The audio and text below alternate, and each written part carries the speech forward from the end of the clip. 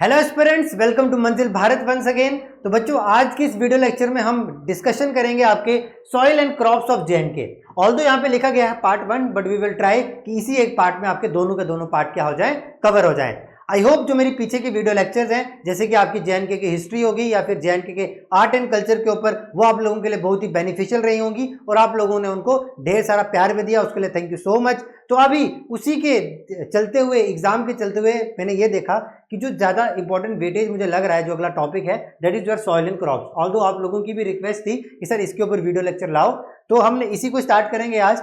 अब देखो, इस लेक्चर को स्टार्ट करने से पहले थोड़ा सा प्रीफेस, एक इंट्रोडक्शन जान लेते हैं। जैसे कि आपको पीछे इसकी इमेज में दिख रहा होगा, ये हमारा जो जेएनके वाला पोर्शन है वो क्या है, बेसिकली आपका हिली और माउंटेनियस वाला पार्ट है। अब हिली और माउंटेनियस वाला पार्ट है तो यहाँ पर हमारे पास डाइवर्सिफाइड टाइप्स ऑफ सॉइल्स और क्रॉप्स हमको देखने को मिलती हैं। तो जब मैं आपके सामने बात करता हूं सॉइल्स और क्रॉप्स की, ये इंपॉर्टेंट इसीलिए हो जाती हैं बिकॉज ऑल्दो हम सॉइल्स वाला टॉपिक ज्योग्राफी में पढ़कर आ चुके हैं, लेकिन यहां पर जेएनके के पर्सपेक्टिव में वो इसलिए इंपॉर्टेंट है बिकॉज उन्हीं सॉइल्स को यहां पर लोकली किस और नाम से जाना जाता है, जैसे कि गुर्ती is a type of soil जिसको लोकली कहा जाता है यहाँ पे। तो ऐसे कुछ बड़े सारे नाम है जो हम यहाँ पर देखेंगे। तो स्टार्ट करते हैं आज के सेशन को बच्चों। तो देखो, सॉइल्स ऑफ जेएनके की बात करते हैं तो सबसे पहली जो सॉइल हम यहाँ पर देखेंगे दैट इज योर तांड।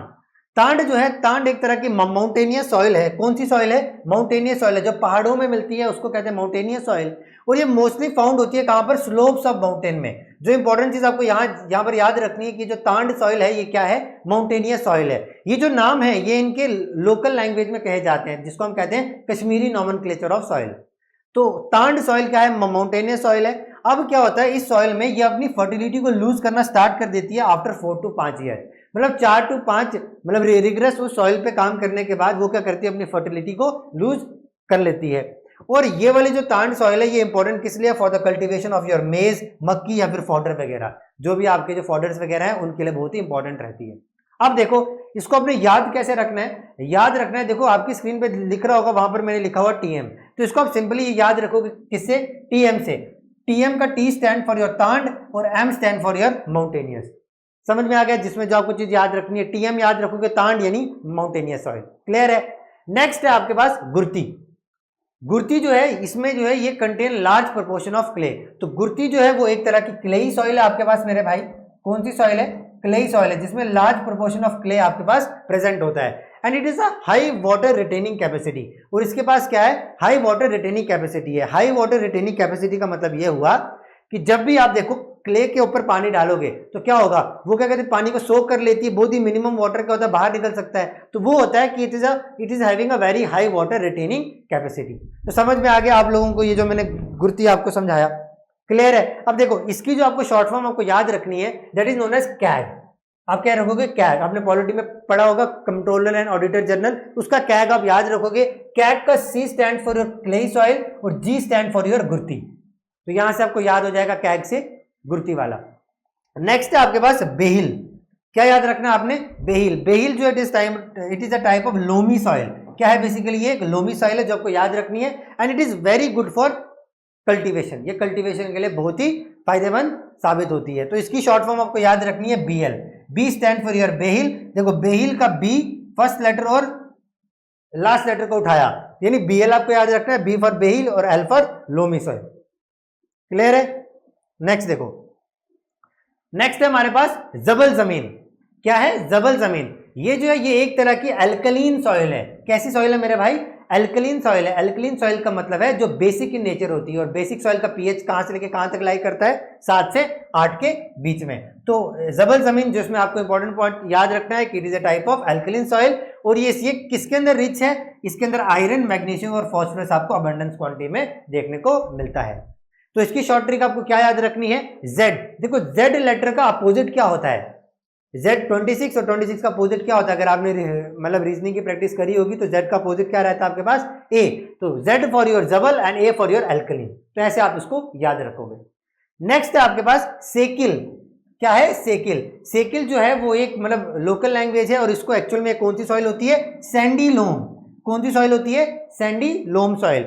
अच्छा, इसमें क्या होता है? सैंडी लोम सॉइल में आपके पास सैंड, सिल्ट और क्ले की जो मात्रा होती है वो बैलेंस्ड में होती है। क्या होती है? बैलेंस। और बैलेंस होती है इसीलिए it is very important for rice cultivation. सबसे इंपॉर्टेंट पॉइंट जो आपको इसमें याद रखना है कि राइस कल्टीवेशन के लिए जो सबसे इंपॉर्टेंट जो सॉइल है वो कौन सी है? सेकिल।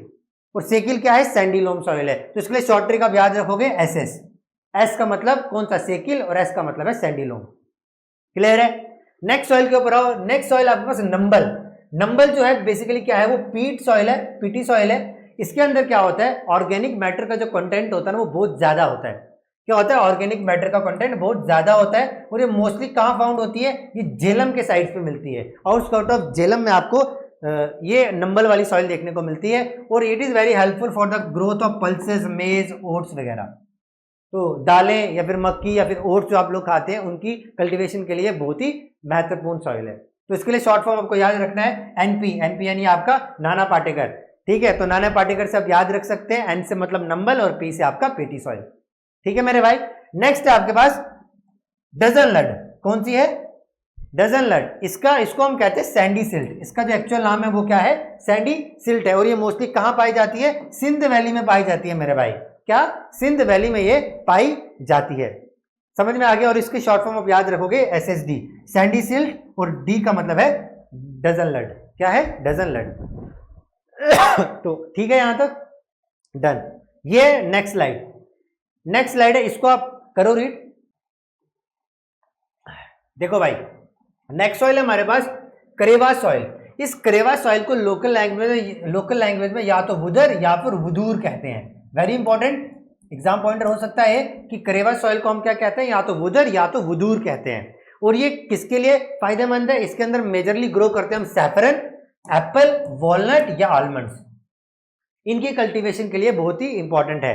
तो ये जो पामपोर करेवास है, आपको पता है कि ये जो सैफरन की कल्टीवेशन है ये मोस्टली आपको कश्मीर डिस्ट्रिक्ट में जो पंपोर है, सॉरी कश्मीर के अंदर जो पामपोर है वहां पर आपको इसकी कल्टीवेशन देखने को मिलती है। तो वही लिखा हुआ है कि सैफरन कल्टीवेशन के लिए क्या है? पामपोर करेवास बहुत ही इंपॉर्टेंट।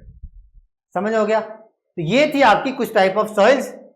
अब जो अगला टॉपिक है हमारे पास, देखो ये मैं कह रहा हूं ये हम कर रहे हैं अभी quick revision of soil and crops, ताकि आपके पास अभी ज्यादा इधर उधर भटकने का टाइम नहीं है।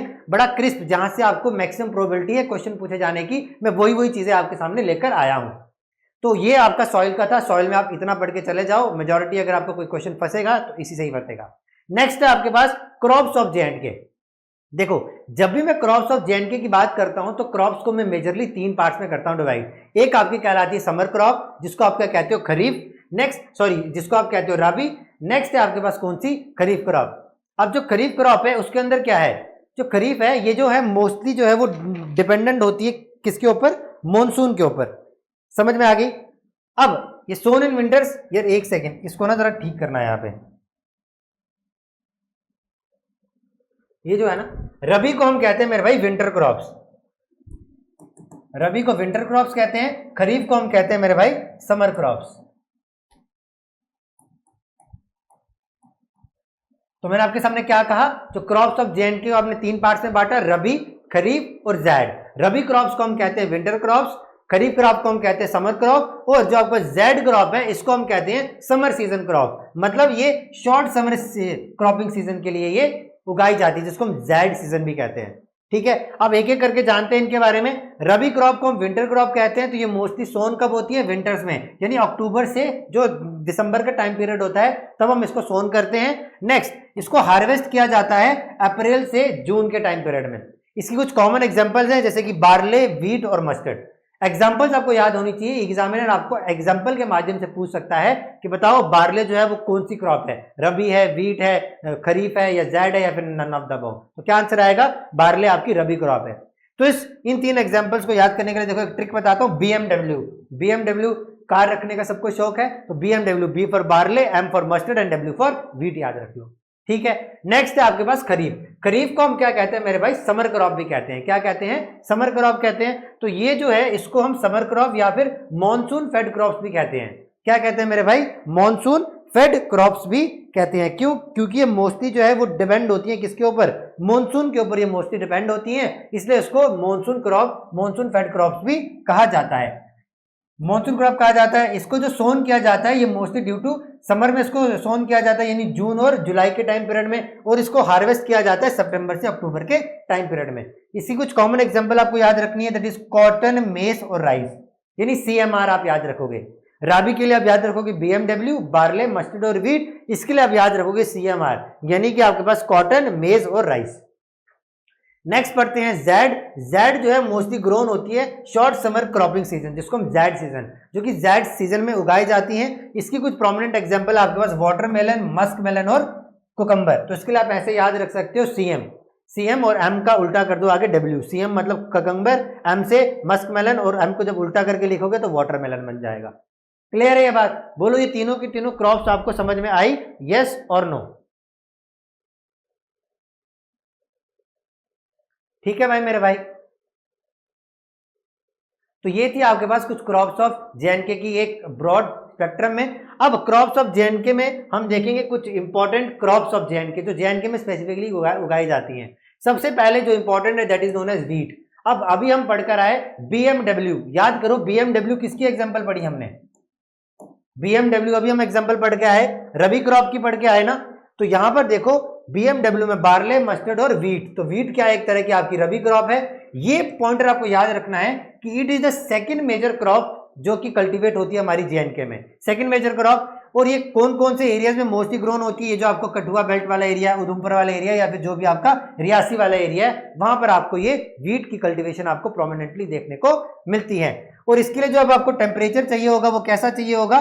वो मोस्टली 10 से लेके 15 डिग्री सेल्सियस के लिए, और जो रेनफॉल होगी इसके लिए वो 75 से 100 सेंटीमीटर के बीच में। हालांकि इस पे ज्यादा क्वेश्चन नहीं बनेगा, ठीक है। तो इसके लिए टेम्परेट क्लाइमेट, ये याद रखना कि टेम्परेट क्लाइमेट चाहिए होता है, बस ये हो गया। अब आपके पास राइस, जो अगेन इंपॉर्टेंट है, ये आपके पास सेकंड मेजर क्रॉप है JNK के, वेयर एज ये आपके पास हाईएस्ट प्रोड्यूस क्रॉप है JNK की। सबसे इंपॉर्टेंट चीज जो आप याद रखोगे, ठीक है। और ये एक तरह की खरीफ क्रॉप है। अभी हम इसकी एग्जांपल यहां पर देख कर आए। जब हमने यहां पर देखा, मैंने क्या बताया था? CMR, तो CM कॉटन, मेज और राइस आ गया। कंफ्यूज नहीं होना, यहां पर M से मस्टर्ड है और यहां पे M से मेज है। तो राइस आपकी कौन सी क्रॉप आ जाती है? It's a type of kharif crop. तो कहां पर उगाई जाती है? मोस्टली जो आपका रियासी या फिर जो आपका RS पुरा वाला जो इलाका है, वहां पर इसको उगाया जाता है। अब जो इंपॉर्टेंट एग्जाम पॉइंटर है वो ये है कि राइस बाउल ऑफ कश्मीर किसको कहा जाता है? तो राइस बाउल ऑफ कश्मीर मेरा भाई कहा जाता है पुलवामा को। किसको कहा जाता है?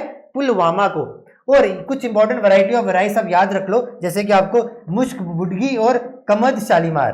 कौन सा? कमद शालीमार और मुश्क बुदगी, ये कुछ इंपॉर्टेंट वैरायटीज ऑफ राइस है, एग्जाम में पूछा जा सकता है। तो ये आपकी राइस कवर होगी। और इसमें जो एक इंपॉर्टेंट पॉइंटर याद रखना है कि ये जो राइस है ये एक हाई वाटर इंटेंसिव क्रॉप है। देखो आपको दो इंपॉर्टेंट क्रॉप्स याद रखनी है, एक शुगर केन और एक राइस, जो कि हाई वाटर इंटेंसिव क्रॉप्स है। हाई वाटर इंटेंसिव क्रॉप्स का मतलब ये हुआ कि उन क्रॉप्स को उगाने के लिए आपके पास एम्पल अमाउंट ऑफ वाटर चाहिए होता है। क्लियर है बात? ठीक है भाई। नेक्स्ट क्रॉप देखो, नेक्स्ट है आपके पास सैफरन।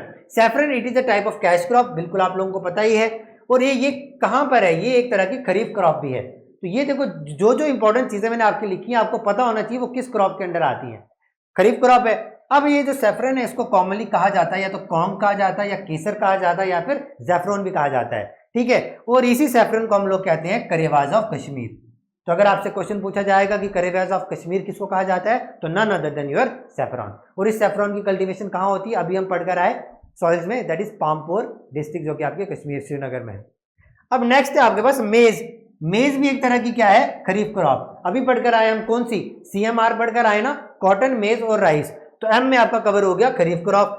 ये क्या है? ये मोस्टली आपके माउंटेनियस रीजन, जो पहाड़ी इलाका है ना JNK का, ये किश्तवाड़ भद्रवाह वाला इलाका, वहां पर ये जो है ये बड़ा उगाया जाता है एम्पल अमाउंट में। ये क्या है? ये स्टेपल फूड है माउंटेनियस पीपल का, जो माउंटेनियस लोग हैं उनका स्टेपल फूड है। अब ये मोस्टली कहां पर ग्रो होता है? जो आपका करेवाज या फिर जो कंडी इलाका है ना आप लोगों का, जिसको आप लोकल लैंग्वेज में कंडी कहते हो, जो आपका कंडी और जो ये करेवाज वाला इलाका है, वहां पर मोस्टली ये क्या होता है? ये ग्रो किया जाता है। नेक्स्ट देखो sugar cane, again important. Sugar cane क्या है? एक तरह की खरीफ क्रॉप है। ये पॉइंटर आप याद रखोगे, पूछ सकता है कि शुगर केन जो है वो कौन सी क्रॉप है? रबी, जैड, खरीफ या फिर नन ऑफ द अबव? कौन सी है? खरीफ क्रॉप। इसको उगाने के लिए कौन सा क्लाइमेट चाहिए होता है? Hot and humid climate. समझ में आ गया? यानी कि 21 से 27 डिग्री सेल्सियस के लिए टेम्परेचर और 150 से लेकर 200 सेंटीमीटर के बीच में आपको रेनफॉल चाहिए होती है। अब इसको मैच्योर होने के लिए लगभग 15 से 18 महीने लग जाते हैं। तो took 15 to 18 months to mature. Again मैंने इसको अभी एक इंपॉर्टेंट पॉइंटर बताया जब मैं आपको राइस पढ़ा रहा था कि हाई वाटर इंटेंसिव क्रॉप है। तो देखो लिखा हुआ है हाई वाटर इंटेंसिव क्रॉप है, बहुत ज्यादा पानी लगता है इनकी कल्टीवेशन के लिए।